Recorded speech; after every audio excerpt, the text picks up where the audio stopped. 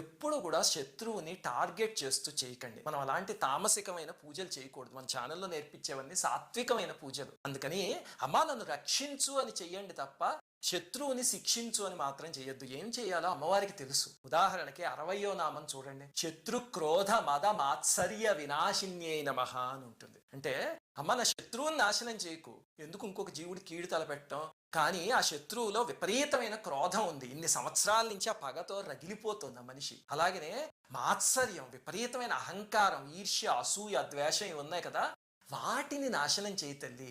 చేసి ఆ శత్రువుని కూడా మంచి వాళ్ళ కింద తయారు చేయాలి. ఈ రకమైన పూజ చేయండి మీరు. చేస్తే అమ్మవారు పొంగిపోతారు. అసలు ఆవిడ తల్లి చూపు మీ మీద పడిందా, జీవితంలో ఎలాంటి శత్రుబాధ అలాగే